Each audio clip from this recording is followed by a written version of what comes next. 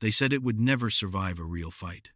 Before the P-47 even touched combat, whispers spread through briefing rooms and hangars that the thing was simply too much airplane for any pilot to handle. It was the heaviest single-engine fighter the United States had ever tried to put into the sky. A metal giant at a time when every other nation was chasing lighter, sharper, faster machines.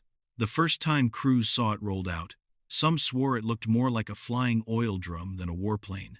The nickname Jug wasn't a sign of affection, it was a joke, a way of questioning how an aircraft that size could possibly pull an evasive turn without falling straight out of the sky. Even inside the Army Air Forces, confidence wasn't exactly overflowing. Test reports circulated quietly, hinting that the aircraft struggled in tight maneuvers. Engineers defended the design, but even they couldn't deny that the numbers looked strange. Its empty weight alone dwarfed most Allied fighters at full load. Early critics insisted that no matter how powerful its engine was, nothing that heavy could dogfight a Bf-109 or Fw-190. Some believed the project existed only because no one wanted to be the person who admitted they were wrong after spending so much money and metal on a fighter that couldn't win a fight. Rumors spread of heated conversations behind closed doors, debates about whether the Air Forces should cut their losses while they still could. Wartime shortages meant every pound of aluminum mattered, and the P-47 demanded a mountain of it. A few officers even suggested shifting resources to other fighters, entirely planes that already had proven track records. But the Jug kept its spot. Not because everyone believed in it, but because canceling a project that large would have been an even bigger disaster.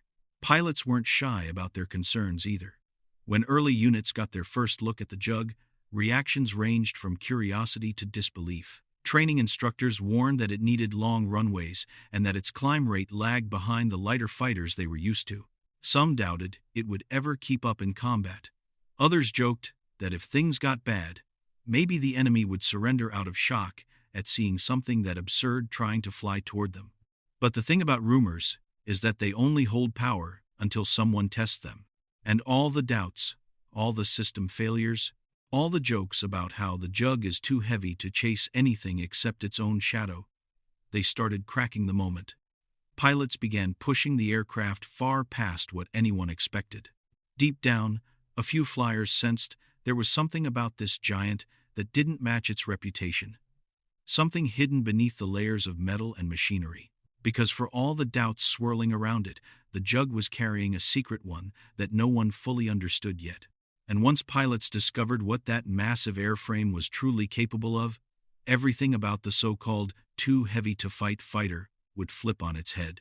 But that revelation was still ahead, waiting to shock everyone who thought they already knew its limits. Long before the P-47 earned a reputation as a monster in the sky, it began as a risky engineering experiment that almost didn't happen. Republic Aviation wasn't trying to build a heavy fighter, they were trying to solve a problem no one else had cracked. How to create a single-engine aircraft with enough power to survive in high-altitude, high-speed combat over Europe. But the moment they chose the massive Pratt & Whitney R2800 engine with a full turbo supercharger system, fate was sealed. The Jug was going to be big whether anyone liked it or not. The heart of the weight problem sat deep inside the fuselage. The P-47's turbo supercharger wasn't some small bolt-on upgrade, it was a mechanical beast. It needed ducting, turbines, piping, intercoolers, and a maze of components that snaked through the airframe like a steel nervous system. Engineers tried everything to lighten it, but powering that engine at altitude required a level of hardware no other fighter carried. The more components they added to make the aircraft fast, the heavier it became until its empty weight was already higher than many fighters at full combat load. And then came the armament. Instead of settling for the typical setup, Republic loaded 8 50-caliber Browning machine guns into the wings. That meant mountains of ammunition, reinforced wing structures, and more internal bracing. Pilots later joked that the Jug didn't fire guns, it unleashed a portable storm. But every round of ammo added weight, and the designers refused to compromise on firepower. They believed a fighter should hit hard enough that whatever it aimed at didn't get back up. Layer by layer, pound by pound, the aircraft grew into the biggest single-engine fighter of the war. Engineers watched the weight climb and wondered if they were crossing a line that couldn't be uncrossed. Some whispered that the plane was becoming a flying contradiction designed to fight nimble European interceptors, yet built like a tank. Even within the company, there were moments where people questioned if they were creating brilliance or a disaster. But while most critics saw heavy, the engineering team saw something else, taking shape in unexpected strength. The thick skin and strong internal framework meant the aircraft could absorb punishment that would tear smaller fighters apart. The oversized engine meant raw horsepower, unlike anything the U.S. had fielded. And the turbo supercharger promised performance at altitudes where the air was thin and unforgiving. The gamble wasn't just about speed. It was about building a fighter that could survive when everything went wrong. Still, the weight hung over the project like a storm cloud. Every calculation ended with the same uncomfortable truth. The jug was enormous, and everyone knew it. If it failed, the blame would be legendary. If it succeeded, it would rewrite the rules of aerial combat. And hidden in that growing mass of metal was a surprise no one fully understood, yet a trait that would take the jug from too heavy to downright terrifying once it reached the battlefield. But that part of the story only became clear the moment pilots pushed the airframe to its limits and realized something shocking about its size. For all the frustration the jug's size created on the ground, the moment it got into the air, something unusual started to reveal itself. Something no one expected from a fighter that carried more metal than some bombers. Pilots who took it up for early test flights came back with raised eyebrows and conflicting reactions. On one hand, it wasn't the slick, twitchy kind of fighter they were used to. It didn't snap roll with effortless grace, and it wasn't going to outturn anything designed with feathers instead of armor. But there was a different kind of power in the controls, a sense of stability that felt almost unnatural for a plane its size. The first hints appeared during high-speed runs. As the jug pushed faster and faster, the usual anxiety pilots felt in other fighters, where the frame started rumbling like a loose toolbox, never hit the same way. The P-47 stayed solid. Heavy, yes, but it didn't shake apart. The wings didn't whistle warnings of collapse. The fuselage held firm, and the plane felt planted in a way that fighters half its size couldn't match. Some test pilots privately admitted they didn't understand why the airframe felt so stubbornly intact, but they couldn't deny it either.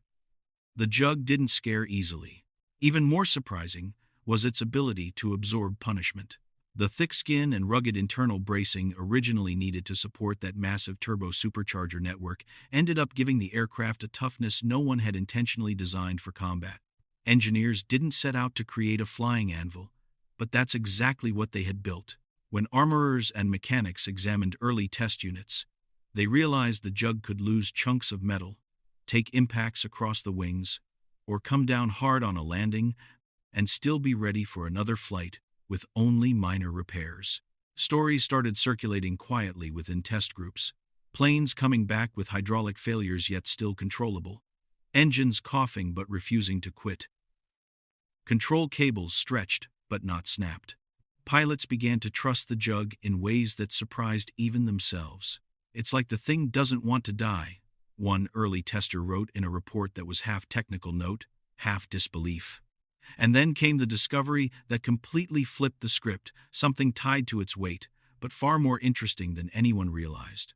During steep descents, the P-47 behaved differently.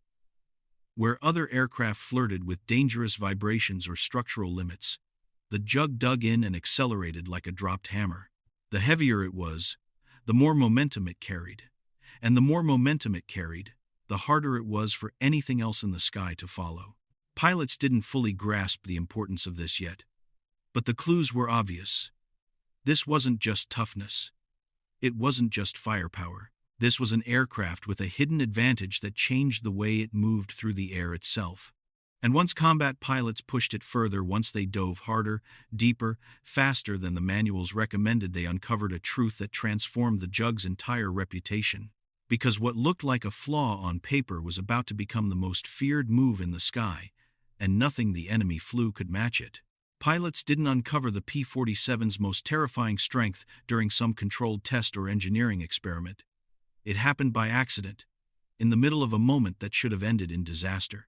Early JUG pilots, flying training missions at altitude, often found themselves dealing with enemy fighters that could climb tighter and turn sharper. When the situation turned bad, the instinct was simple: push the nose down and hope the weight carried them out of trouble. And the first time a pilot shoved the P-47 into a steep dive, he expected the usual violent shaking, screaming airflow, the kind of warning signs that tell you you're seconds from tearing something vital off the plane. But the JUG didn't scream. It didn't wobble. It didn't warn. It simply dropped. At first, the sensation terrified the pilots. The ground rushed up with a speed that didn't seem possible. Instruments blurred. The airframe groaned, but it didn't come apart. Other fighters hit a wall of air resistance as they dove. The JUG didn't. It sliced through it. And when enemy aircraft tried to follow, they found their own airframes shaking, their wings rattling, and their limits reached far too soon. By the time they pulled out in panic, the P-47 was gone already, leveling out miles below, intact and accelerating. Word spread fast. Pilots started testing it intentionally, each one pushing a little harder, a little faster, trying to find the point where the JUG would finally say, "Enough." But that line kept moving. The aircraft's incredible weight, instead of being a liability, gave it a dive speed that nothing in the sky could match. Enemy interceptors, built light and agile, simply couldn't chase the JUG into those depths. They risked losing wings, or worse, losing the entire plane. If they tried. There were stories from early combat missions where pilots escaped hopeless situations by throwing the JUG into a dive so steep that even their squad mates thought they'd lost control. And yet, somehow, the aircraft always pulled out. Mechanics checked the frames afterward expecting damage, only to find very little. It became clear the JUG's internal structure, originally strengthened to house the turbo supercharger, had a side effect. The plane could handle forces far beyond what the designers had predicted. The dive quickly evolved from a desperate escape maneuver into a weapon. Pilots realized they could use altitude as a form of ammunition. Climb high, strike fast, and if things got heated, drop into a dive that no enemy could follow. It wasn't just survival, it was domination. The JUG turned gravity into a partner, turning its weight into a high-speed freefall that made it nearly untouchable. Enemy pilots started recognizing the signs too late the moment a JUG nosed over. The fight was over. The Allied pilot was gone, safe, already regrouping for another pass. And Axis flyers learned, sometimes the hard way, that trying to follow a JUG into a dive was less a tactic and more a gamble with their lives. The P-47's reputation shifted almost overnight. What had been mocked as too heavy to fight had just revealed a lethal advantage no one saw coming. And once pilots mastered how to use that dive offensively, the JUG's entire purpose in combat began to transform.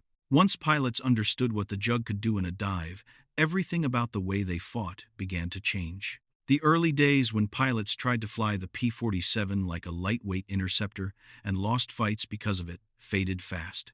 The JUG wasn't built to dance in tight circles. It was built to strike, break away, and come back swinging with twice the force. The moment pilots embraced that, the aircraft shifted from too heavy to too deadly. Combat reports from the European theater started telling a new story. Instead of running from the sleek German fighters, JUG pilots were climbing above them, using the turbo supercharger to reach altitudes where enemy engines struggled. Up there, the air was thin and unforgiving, but the P-47 thrived. The massive R-2800 kept pushing, and the heavy frame stayed steady. Then came the move that changed everything: the controlled drop. JUG pilots began using altitude like a weapon. They would wait, watching enemy formations below like hawks circling prey. Then, they'd shove the nose down, building terrifying speed in seconds, and tear through enemy aircraft in a single explosive pass. 8. 50 cal guns spat fire with devastating accuracy, shredding anything unlucky enough to be in their path. And before enemy fighters could react, the JUG was already diving away, unreachable. This boom and zoom tactic wasn't new, but no aircraft executed it like the Jug. Its weight turned each dive into a freefall charge. Its rugged build made sure it didn't rip itself apart, and its firepower ensured that every strike counted. Pilots trained to resist the temptation to turn fight, because the Jug didn't need to stall turn or outroll anyone. It fought like a hammer thrown by gravity itself. Even ground crews noticed the shift. They saw the confidence returning to pilots who once doubted the aircraft. Briefings became more focused, tactics clearer. Instead of worrying about dogfighting angles, pilots talked about energy, altitude, speed, momentum. They finally understood that the Jug was never meant to play by the same rules as other fighters. It wasn't delicate. It wasn't clever. It was a brute force machine. And when used correctly, it hit harder than anything else in the sky. And the more pilots pushed its limits, the more the Jug responded. It became the fighter that could slam into combat at insane speeds, shrug off damage that would destroy other planes, and then climb right back up to do it again. German pilots learned to fear the sound of a Jug diving. Even if they avoided the first strike, they knew more attacks were coming, each one faster, heavier, and more overwhelming than the last. The P-47 had found its identity. This wasn't the struggling, overweight experiment critics mocked. It was an aerial battering ram, turning altitude into impact and weight into unstoppable force. And for the pilots who flew it, that shift wasn't just tactical, it was personal. The Jug didn't just save them, it made them predators.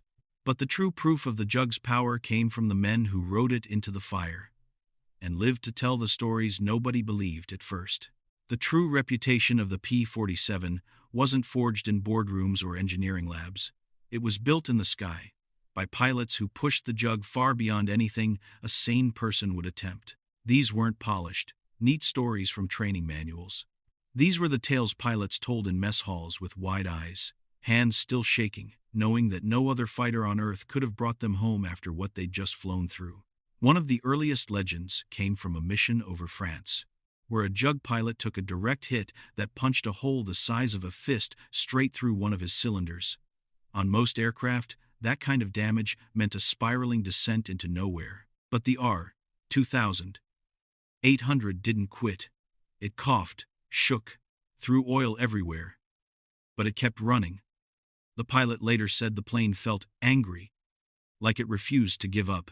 He limped back across the channel with half his engine missing, black smoke trailing behind him the entire way. Mechanics swore the aircraft should have dropped out of the sky, but the Jug didn't care about what should have happened. Another pilot recalled the moment he dove through a cloud deck to escape two pursuing fighters. He expected to level out and find nothing but open sky, but instead, he broke through straight into a German formation that had no idea he was coming. In any other fighter, he'd have panicked. The Jug turned his freefall into a weapon. At that speed, it felt like riding a falling boulder with guns. He squeezed the trigger for barely a second, and two enemy planes shredded before they even understood what hit them. Then he simply kept diving, disappearing into the clouds like a ghost dragged downward by gravity. But the most unbelievable stories, the ones that still sound exaggerated even though they're documented, were about damage. Jug pilots returned home with wings peppered like Swiss cheese, with flaps half missing, with holes big enough to climb through. One aircraft came back with the entire rudder shot away. No rudder, no tail control, just raw instinct and brute force keeping the Jug pointed toward home. And it still landed. Another came back with so much of the tail destroyed that ground crews swore the pilot must have been hallucinating when he claimed he'd maintained control. Yet the Jug had stayed airborne. Mechanics took photos because no one would have believed it otherwise. These stories spread among fighter groups until the Jug wasn't just a plane, it was a myth. Pilots joked that it was made from leftover battleship armor. Others said the enemy could empty an entire magazine into it and the Jug would shrug it off like a mosquito bite. But beneath the humor was something deeper: trust. Pilots trusted the P-47 with their lives in ways they never trusted lighter fighters. And as these tales circulated, the Jug's image transformed. It wasn't just a weapon. It was a survivor, a brute force guardian that carried men through impossible odds and refused to die, even when everything else fell apart. But the Jug's rise to legend wasn't just about durability. Something bigger was happening, an entire shift in how the world viewed this monster in the sky. By the time the Jug's legend reached frontline squadrons across Europe, something strange was happening. Pilots no longer saw the aircraft as the clumsy heavyweight everyone mocked at the beginning. Instead, it became a symbol. Not a sleek, elegant hero of aviation, but a brute force powerhouse that represented something raw, relentless, and uniquely American. Its size, once a punchline, became part of its identity, part of the mythology pilots proudly carried with them into every mission. At first, the pilot culture around the P-47 formed organically. Squadrons developed their own rituals, inside jokes, and unspoken rules about flying the Jug. They weren't the kind of pilots who spent time bragging about how tight they could make a turn or how delicate their stick handling was. Jug pilots bragged about surviving things no one else would have dared to try. They swapped stories about dives that felt like plummeting into the earth. They compared damage like trophies, burn marks, missing panels, shredded aluminum.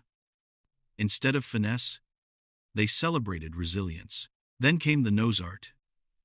No other aircraft inspired such bold, almost rebellious artwork. Crews painted snarling animals, pin-up girls with wild expressions, cartoons smashing through clouds. The Jug wasn't painted with elegance, it was painted with attitude. Ground crews said the plane didn't just look like a weapon, it looked like it wanted a fight. And the enemy seemed to pick up on that feeling too. German pilots learned to identify the Jug by silhouette alone, and many wrote in post-war accounts that the moment they saw that massive shape diving, they knew trouble was coming fast. As the Jug's kill counts grew, so did its fame. Newspapers back home started running stories about this unstoppable American powerhouse, and suddenly the plane that critics once doubted became a poster child of Allied air superiority. Propaganda films highlighted its ability to smash through ground convoys, outshoot interceptors, and take hits that should have ripped it in half.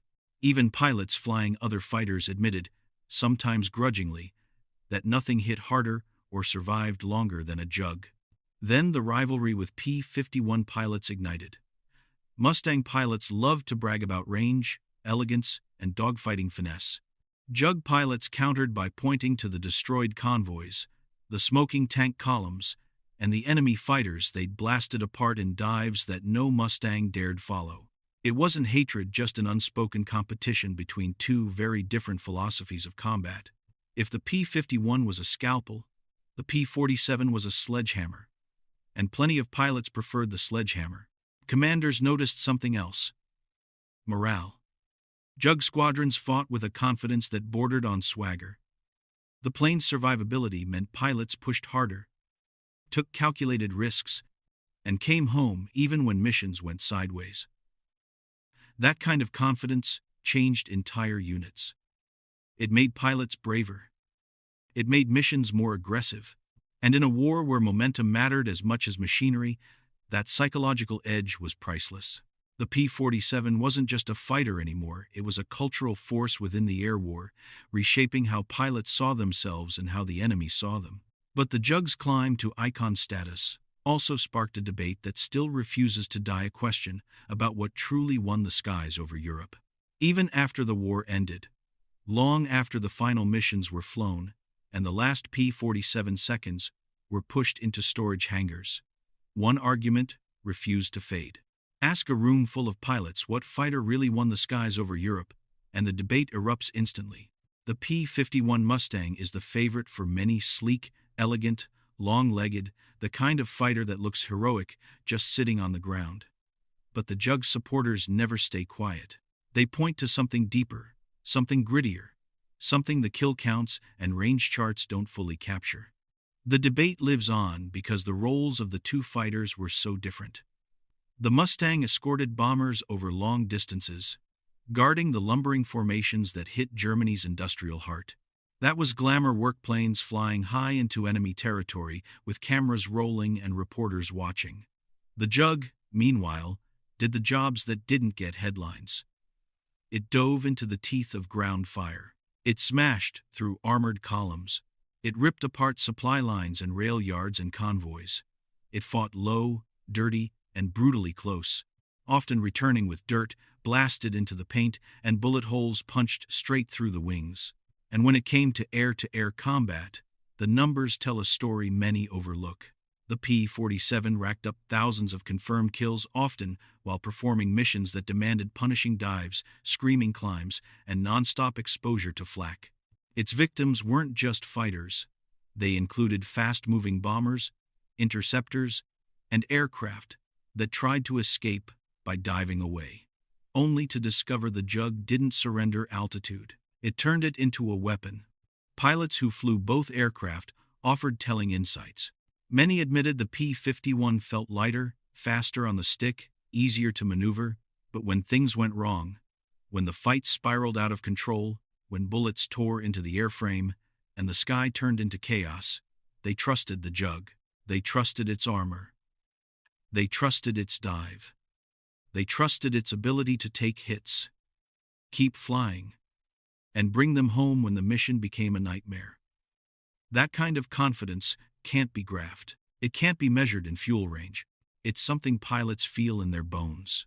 Historians argue over which aircraft was better, but the truth is more complicated. Each fighter mastered a different part of the war. The Mustang stretched the reach of Allied bombers.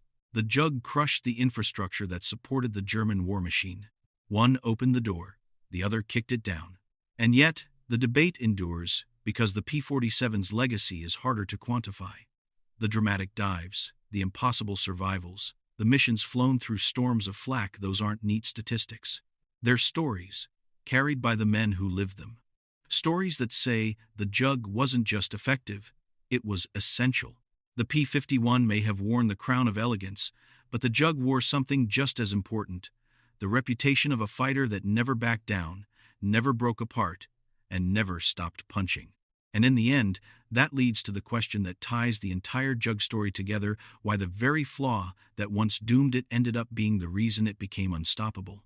Looking back, it's almost unbelievable that the very thing people mocked, the Jug's massive size, became the defining reason it dominated the war.